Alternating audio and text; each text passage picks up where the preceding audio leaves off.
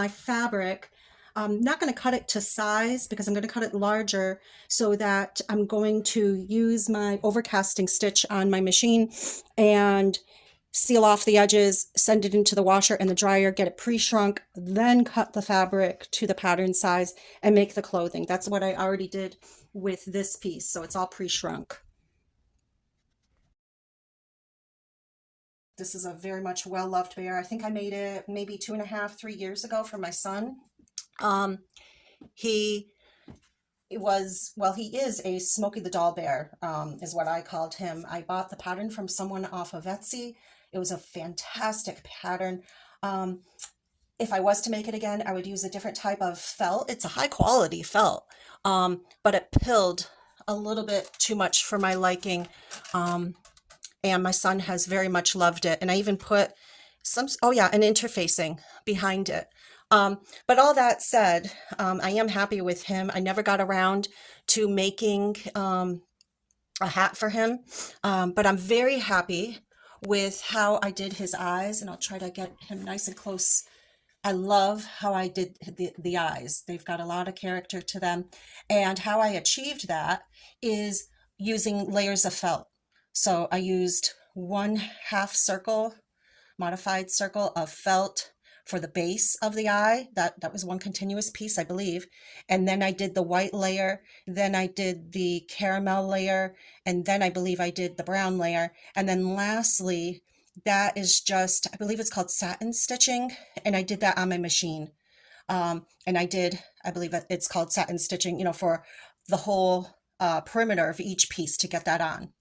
I took my parchment paper and I traced it out on cardstock, and that I then labeled, and that's the white of the eye. And then I traced out each little felt circle. And what I like to do, instead of just pinching really hard with each little piece of felt, is I use my sewing clips, and that way I have the clip do the pinching for me like that. And then when I've clipped all of this side, I don't take this clip off. I just get a new clip and I have it pinched there, and then I trim the other side. And then what I did to get the eyeshadow piece, because it's a slightly larger circle and I wanted to do like a predictable circle that I could replicate over and over, what I did was I traced out my white onto another piece of cardstock, and then I folded my circle in half, and that gave me a midline. And then I moved my tracing, my original circle, like I traced it around, and then with that midline, I bumped it up just a little bit. And that gave me an elongated circle. So you can see here how this circle is more high than the first circle. So that's my eyeshadow piece. And so I've traced out my two of each eyeshadow piece. There's the peach ones and the purple ones. And then I've got my 4 whites of the eyes. And what I'm going to do now is I'm going to use top stitching thread with, I think, either a top stitching, I'll find a top stitching needle, and feed that into the machine and do the embroidery in purple thread and accent thread for this one too. And then I'll be back. I wanted to show you the results of top stitching when I did the top stitching of the black and how I decide to put on the blue cornea pieces. Look here how the top stitching that I did, it's a little bit out over here.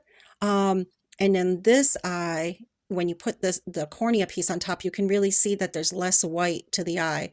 So I'm going to practice self-control and not fuss about it, because when I do the top stitching for this, the felt is going to pull in a bit.